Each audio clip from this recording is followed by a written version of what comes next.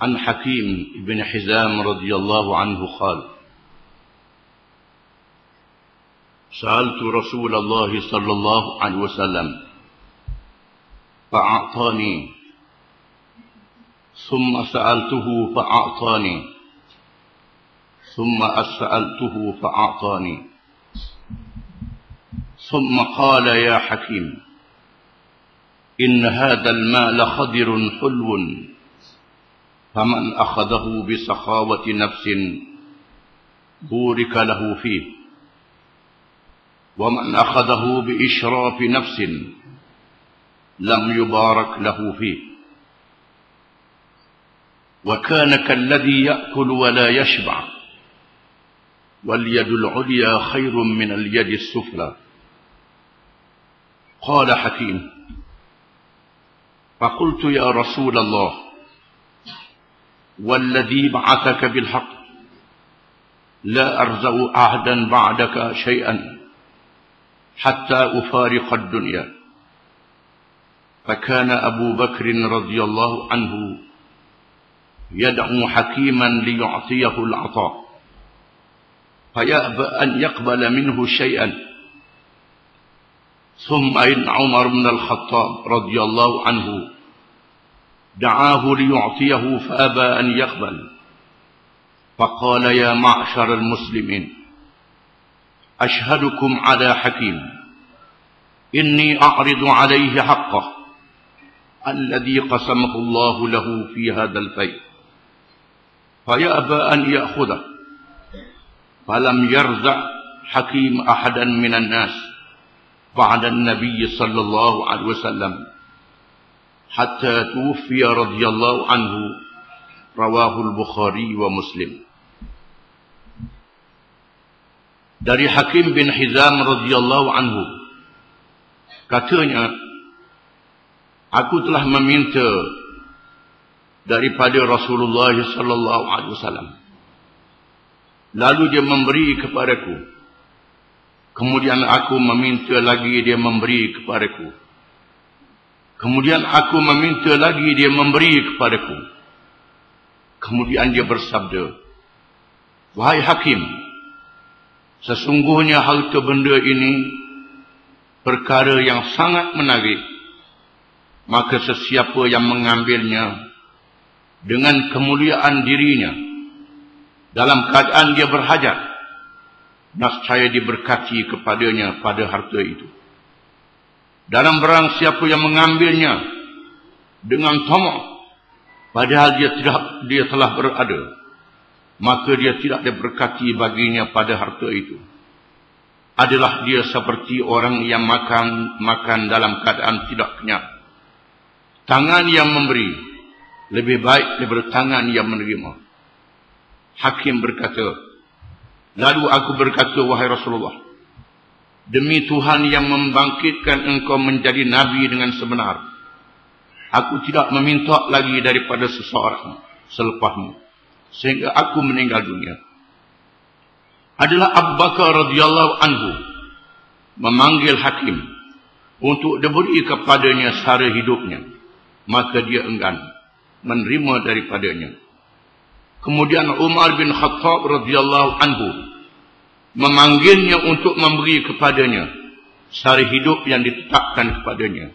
Dia enggan menerimanya. Lalu Umar berkata, menyampaikan ucapan kepada orang ramai, wahai tuan-tuan kaum muslimin, aku jadikan kamu saksi di atas Hakim. Sebenarnya aku telah memberi kepadanya haknya, mengikut peruntukan yang ditentukan oleh Allah daripada harta baik. Lalu dia enggan mengambilnya. Maka Hakim tidak meminta daripada orang selepas Nabi sallallahu alaihi wasallam sehingga dia meninggal dunia. Hadis riwayat Bukhari dan Muslim. Hadis ini menceritakan berkenaan dengan seorang bangsawan Arab yang terkenal, Hakim bin Hizam radhiyallahu anhu, yang telah masuk Islam ketika pembukaan Mekah. Apabila Mekah dibuka, maka ramai bangsawan-bangsawan Arab yang masuk Islam. Selepas pembukaan Mekah, berlaku peperangan Hunain yang terkenal. Walaupun peperangan Hunain ini pada permulaannya orang Islam menerima kekalahan, kemudian diberi kemenangan oleh Allah Subhanahu wa taala dan mereka merampas harta rampasan perang yang terlalu banyak.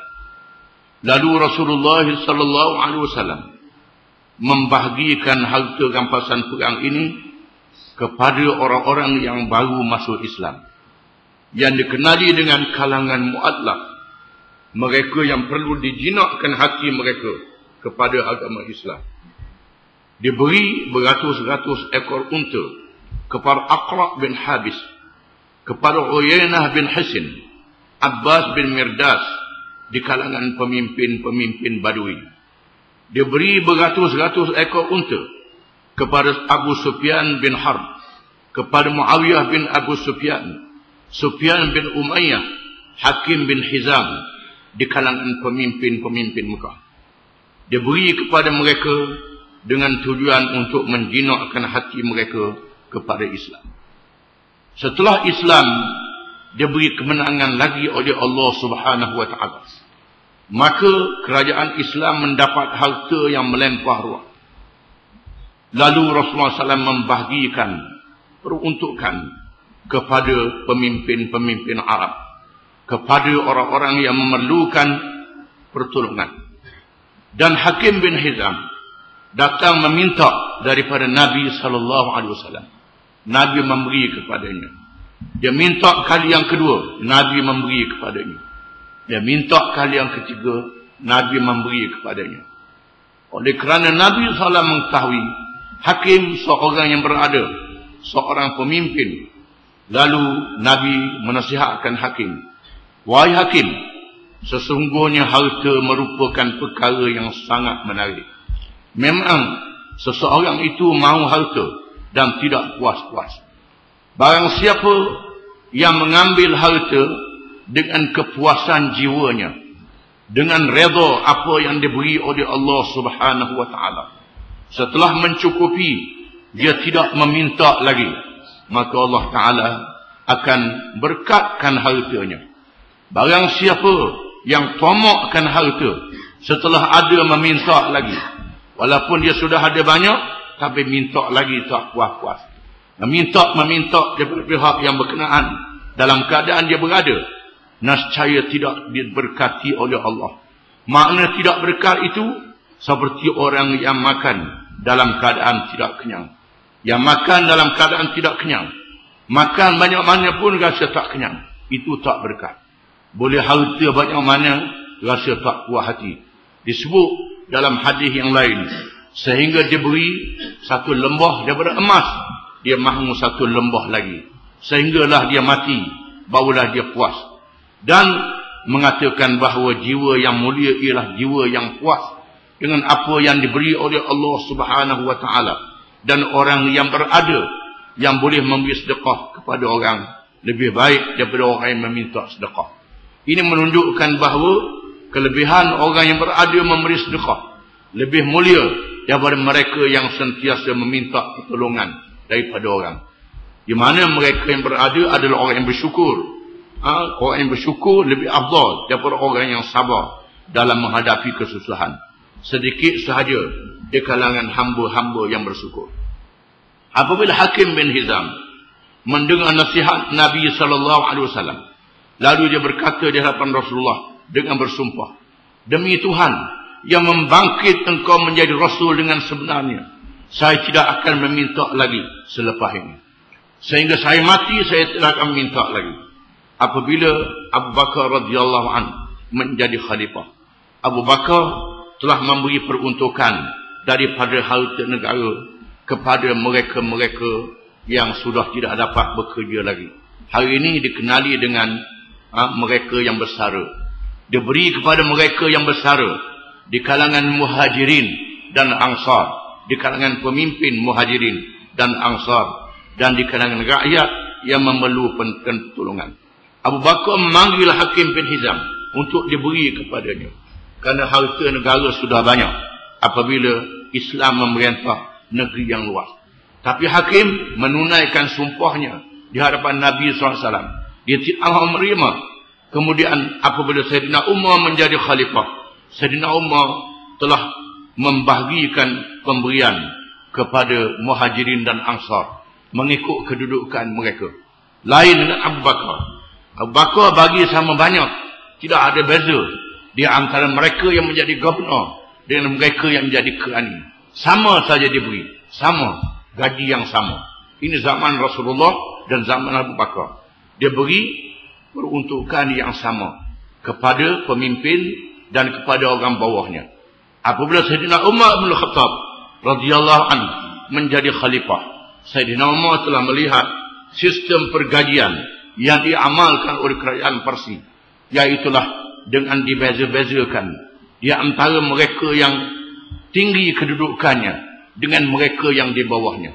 Sayyidina Umar telah melakukan taqsimul ata, membahagikan pembagian mengikut kedudukan orang, di mana seorang pemimpin Muhajirin dia beri lebih mahal daripada yang tidak Muhajirin.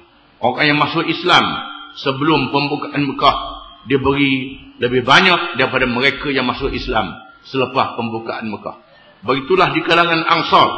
Apabila mereka tidak puas hati kerana Sayyidina Umar tidak meneruskan apa yang dilakukan oleh Nabi sallallahu alaihi wasallam dan oleh Abu Bakar, Sayyidina Umar menyatakan, wallahi la usawi man qatala ma'a Rasulillah ma'a man qatala Rasulullah. Demi Allah, aku tidak akan menyamakan pemberian orang yang pernah berperang, berjuang bersama dengan Rasulullah dan mereka yang pernah memerangi Rasulullah. Kamu ni masuk Islam kemudian, kamu dulu memerangi Rasulullah, tak bersama Rasulullah, maka aku beri sikit pada kamu, kata Sayyidina Umar. Itu ialah pembahagian yang dibuat oleh Sayyidina Umar, di mana amalan Sayyidina Umar ni diikuti oleh negara-negara dalam dunia hari ini, dengan menjadikan sistem gaji yang diamalkan di dalam pentadbiran. Di antara mereka yang menerima secara hidup ialah Hakim bin Hizam. Ada peruntukan yang mesti diberi oleh negara kepada Hakim bin Hizam, tetapi Hakim bin Hizam tak mahu menerima peruntukan yang diberi kepadanya. Lalu Sayyidina Umar memanggil orang ramai dan menyampaikan ucapan, aku jadikan kamu saksi bahawa Hakim bin Hizam ini aku sudah beri kepadanya, tapi dia menolak. Kalau ada ungkitan apa, kamu menjadi saksi, kata Sayyidina Umar. Dan kamu menjadi saksi bahawa Hakim tak mau menerima walaupun ada peruntukan. Itu menunjukkan kemuliaan jiwa Hakim bin Hizam mendengar ucapan Nabi SAW. Hadis ni menunjukkan bahawa mereka yang telah berada, sama ada berada dari segi harta ataupun berada dari segi tenaga, adalah tidak molek dia menjadi orang yang meminta bantuan. Kalau dia ambil juga, maka dia tidak mendapat berkat daripada Allah Subhanahu wa taala. Harta yang dia ambil tidak memberi kesenangan kepadanya, sebagaimana orang yang makan dalam keadaan tidak kenyang. Adapun mereka yang berhak untuk mendapat pertolongan, dia menerima pertolongan kerana dia benar-benar berada dalam kesusahan, mereka ini dia beri pertolongan oleh Allah Subhanahu wa taala. Dan kita berusaha untuk menjadi orang yang ada harta, boleh membahagi kepada orang adalah lebih baik daripada menjadi seorang yang meminta. Kerana ucapan Nabi SAW, al-yadul ulya khairum min al-yadis sufla. Tangan yang tinggi, tangan yang memberi kepada orang, lebih baik bertangan yang meminta sedekah. Dan di sana ada hadis mengatakan, barang siapa yang meminta sedekah dalam keadaan dia berada, dia telah berada, tapi minta sedekah juga, kerja dia minta sedekah, Tuhan luruhkan muka dia pada hari kiamat. Pada hari kiamat kelak, mukanya diluruhkan oleh Allah Ta'ala. Tak ada mata hidung. Dari muka dia luruh. Dibangkitkan dalam keadaan tengkorak. Tak ada wajah pada mukanya.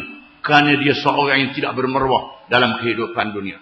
Memang ada jenis manusia yang kerja dia minta sedekah, padahal dia sudah berada.